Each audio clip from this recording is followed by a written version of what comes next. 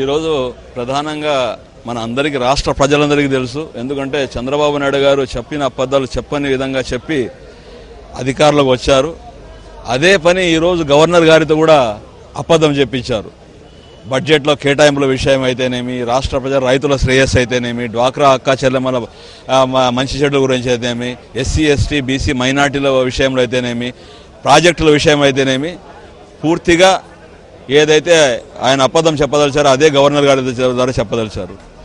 గత బడ్జెట్లో ఏ విధంగా మీరు కేటాయింపులు చేశారు, ఎంతెంత కేటాయించారు, ఆ కేటాయించిన డబ్బులు ఎంత ఖర్చు చేశారు అది చెప్పండి.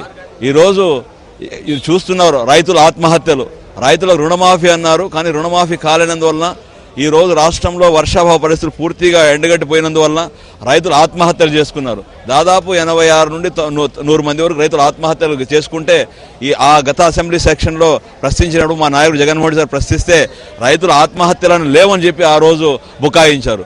మరి దాని తర్వాత జగన్మోహన్ రెడ్డి సార్ గారు రైతుల భరోసా యాత్ర చేపట్టి ఈ జిల్లాలో ముఖ్యంగా మన అనంతపురం జిల్లాలో రైతులు 46 మంది ఆత్మహత్యలు చేసుకున్నారు. వారి కుటుంబాన్ని పరామర్శిస్తాను, రైతులకు భరోసా ఇస్తానని చెప్పిన తర్వాత ఆగా మేఘాల మీద రాత్రి జీవో తీసుకొని వచ్చి 30 మంది చనిపోయినట్టు నిర్ధారించారు.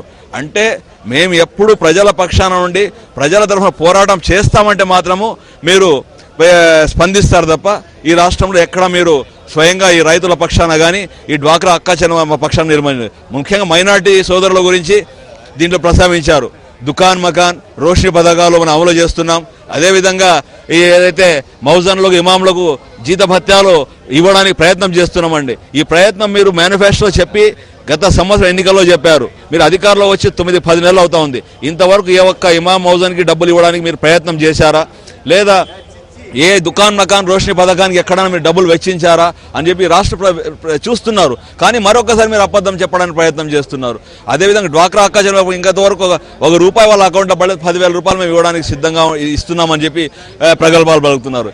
ఇలాంటి మోసపూరిత వాగ్దానాలు మీరు ఏదైతే ఇచ్చారో అది చేయడానికి మీరు ప్రయత్నం చేయాలి తప్ప కేవలం మీడియా కోసం ఏదైతే అసెంబ్లీలో గవర్నర్ ద్వారా చెప్పించడము ఇది చాలా శోచనీయం. మేము వైఎస్ఆర్సీపీ తరఫున దీన్ని తీవ్రంగా ఖండిస్తున్నాం. మేము ప్రజల పక్షాన ఉండి ఇచ్చిన హామీ నెరవేర్చేందుకు పోరాడదామని చెప్పి